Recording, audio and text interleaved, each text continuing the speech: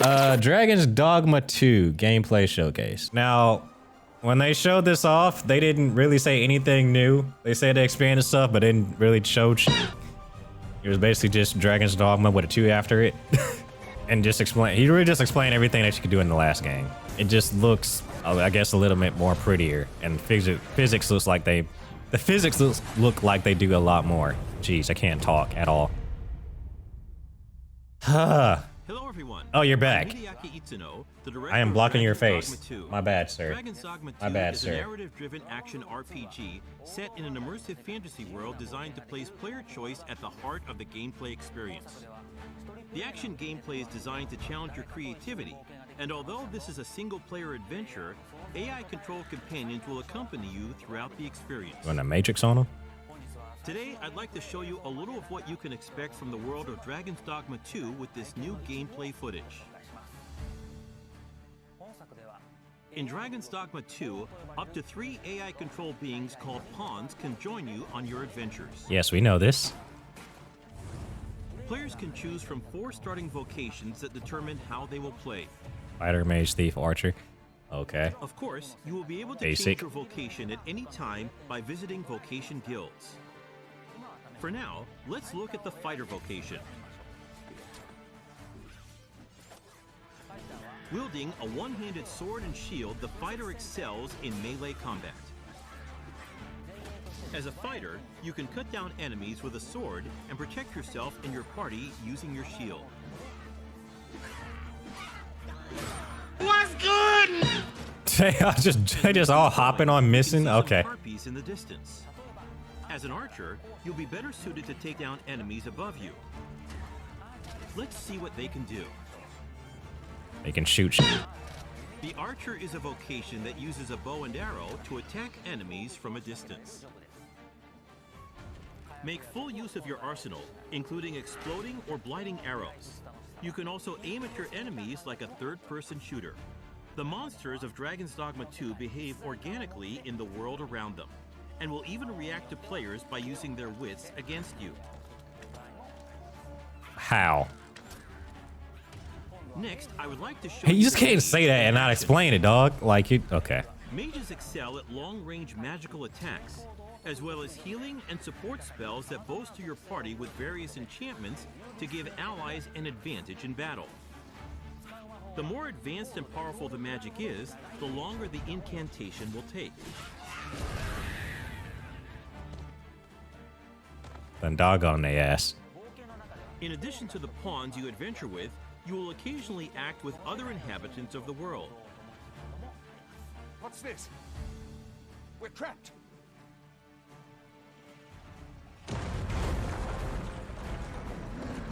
Okay. Where was the trapped part again? Is it because y'all can't climb that wall? Lastly, let's take a look at the thief. As a thief, you use daggers to strike at your enemies, relying on agility and quick attacks. Use swift step to quickly move away from enemies after an attack.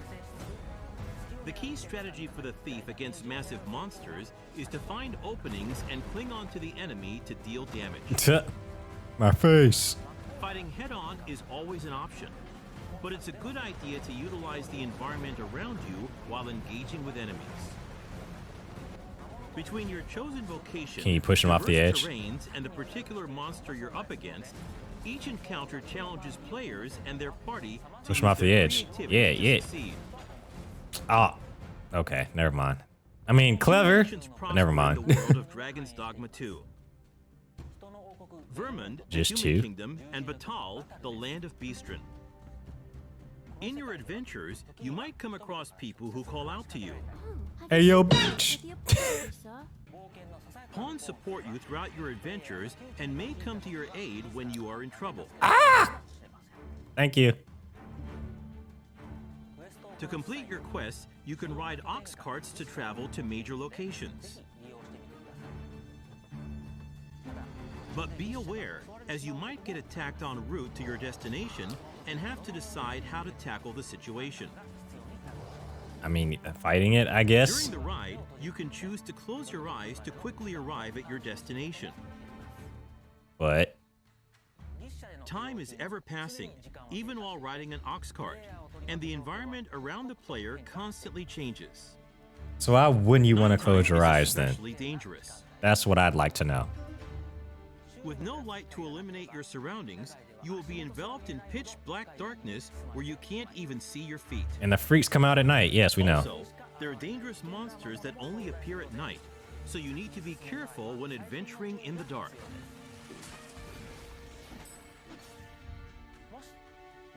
If you have a camping kit, you can find a campsite to spend the night and recover your health. Good evening, Arisen. That was freaky looking. 'Tis the honor of my life. Did not expect that voice to come out of its mouth, her mouth. To wrap Something. up, I'd like to introduce some advanced vocations that become available as you progress in the story. The Mystic Spear Hand combines magic attacks and weapon-based physical attacks. A good all-rounder, they use their duo spear at close range and magic at long range. They can also use magic to block an enemy's movement or throw multiple items at once. Sounded like the class for me. The Magic Archer is a vocation that further specializes in long-range attacks with magical arrows. On top of healing and providing support to your allies, they can learn a skill that releases a powerful attack over a wide area in exchange for reducing their own maximum HP. And of course, there are other unique vocations you can look forward to. We have a playable version of Dragon's Dogma 2 at the Tokyo Game Show Capcom booth. Aren't y'all lucky? Depending on the choices they make, each player can experience very different playthroughs. We're very much looking forward to the Dude, I impressions just of tried to those not who block get your a chance face. to play. Dragon's Dogma 2 is being developed for PlayStation 5, Xbox Series X, Xbox Series S, and Steam. Please stay tuned for more information. You said that last time. You said that last time. My guy. Dude. Okay.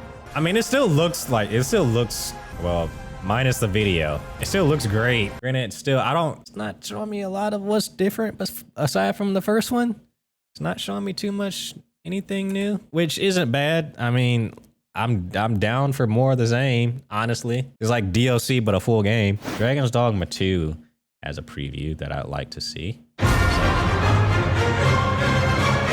That just came when it in. was released 11 years really, ago, Dragon's Dogma really stood loud. out as a bold open-world RPG that didn't conform to any pre-existing mold for the genre. Tell me what's different. I want to know what's different here, because that's the main sticking point I have with this game. It's like it doesn't really seem like it's any different from the first game too much. My big takeaway after playing an hour of Dragon's Dogma 2 is that Capcom is doubling down on everything that made Dragon's Dogma so unique, with a big focus on refining and polishing those elements to a shine. And in that regard, they're succeeding. Pawns do pretty much everything that they did in the first game, but their contributions to both combat and navigation are much more immediately noticeable. Melee combat feels more impactful and weighty, and exploration through its now seamless open world feels equal parts rewarding and dangerous. That said, after an hour of killing the same usual Dragon's Dogma rogues gallery of goblins, cyclops, saurians, harpies, bandits, and attempting the occasional griffin, It got I boring. couldn't help but wish that I experienced something that truly felt new in this sequel. Like I was saying, just off of looking at it. All right, nothing seemed My really demo new. began right outside the human kingdom of Vermund, and gave me free reign to go wherever I wanted. I had a handful of quests I could follow, with my pawns already set with knowledge of those quests, meaning that I could simply let them lead the way and not have to deal with constantly bringing up the map and making sure that I was still on course. Pawns having experience That's and helpful. knowledge of quests is not new to Dragon's Dogma, and occasionally in the first game, they would lead you through some tricky to follow paths. But here in Dragon's Dogma 2, it was far more reliable. A simple press of left on the D-pad to issue a help command while out of combat was enough for my pawn to As the understand other that one I was runs on off the side of the damn bridge. and thus Okay. they would grab my attention and start leading the way once I started running towards them. The coolest interaction that I experienced with a pawn was after having cleared a cave of bandits. I noticed a treasure chest on a platform that was well out of reach. By issuing the help command though, I noticed that my fighter pawn moved herself closer to the platform, and then kneeled down like she was waiting to give me a boost. Sure enough, when I ran over, she launched me up with the springboard skill, and I was able to collect a rare fairy stone. Very Nice. cool. Combat is largely identical to how it was in the original Dragon's Dogma. You've got a button for light attacks, a button for heavy attacks, and then by holding down the left bumper, you've got a series of 4 skills that you can equip for a variety of attacks and spells. One of the big differences this time around is that the right bumper is now tied to your vocation action, which, as the name implies, is an action unique to your vocation. For fighters, their vocation action is to raise their shield and guard against enemy attacks. For thieves, they've got a quick dodge called Swift Step, and for archers, they're able to directly aim with a steady shot. New to combat third-person is a hit shooter. stop effect that occurs when an enemy you're attacking is low on life, indicating that they're open to an execution by hitting them with a strong attack. It's a light touch, but it goes a long way in making combat feel much more brutal and impactful. It's worth noting that, like the original game, there's no melee lock-on mechanic and no dodge roll. Oh my unless it's tied to your God. vocation. It's a bold choice, and I have a feeling that not everyone will like it, but it does lend a very particular feel to Dragon's Dogma 2's combat. It's much less about split-second reflexes and fierce aggression, and much more about careful positioning, awareness of where your enemies are, relying on your pawns for support, and knowledge of how to exploit enemy weaknesses. I got to restart the demo several times in the hour or so that I got to play, and the thing that really impressed me was how different each successive run felt. One time, I walked down the same beaten path I traversed in a previous session and suddenly got attacked by a griffin. In another, I followed a quest down to a riverbank and got to fight against a handful of saurians that I never saw anywhere else. And in another, I was guided by my pawn to a cave full of surprisingly tough bandits guarding a bunch of treasure and valuable materials, and me and my party got absolutely wrecked. But this encounter excited me because even though I was being guided by a pawn, the exploration still felt organic and made me well aware that the world of Dragon's Dogma 2 was one full of danger and riches in equal measure. And ever-changing, apparently. So that's neat. That's cool. All That's that good. said, though, there definitely was a sense of deja vu when playing through this demo. The skills that I used as both a fighter and a thief were almost identical to the early game skills from the first Dragon's Dogma. I didn't fight a single new enemy type, nor did I fight any of those other enemies in a way that was much different from how I'd fight them in the original game. If there's one comfort that I can have as a fan of Dragon's Dogma, it's that Dragon's Dogma 2 will offer up more of what I loved about that first game, and that many of those minor elements have been improved upon. But still, I couldn't help but wish that I walked away from my demo a little more excited about something new about the sequel. Yeah, that's kind of what I was afraid of. It's just more of the same, which, to be honest, like the original one, as good as it was, it did get repetitive and kind of boring. I won't say quite a lot of the time, but you know, a good chunk of it was very repetitive. Like he just said, the fact that he kind of faced the same shit over and over again, especially nothing new from like the previous game, just kind of sours it for me right now. Yeah, man, that screams to me that this game probably doesn't have like a giant budget behind it. Wouldn't surprise me, because I don't know if the original one did that well. To Capcom standards, at least. It did well enough to get like a re-release version of it, or I guess a deluxe version, you know, whatever. You know they do that shit.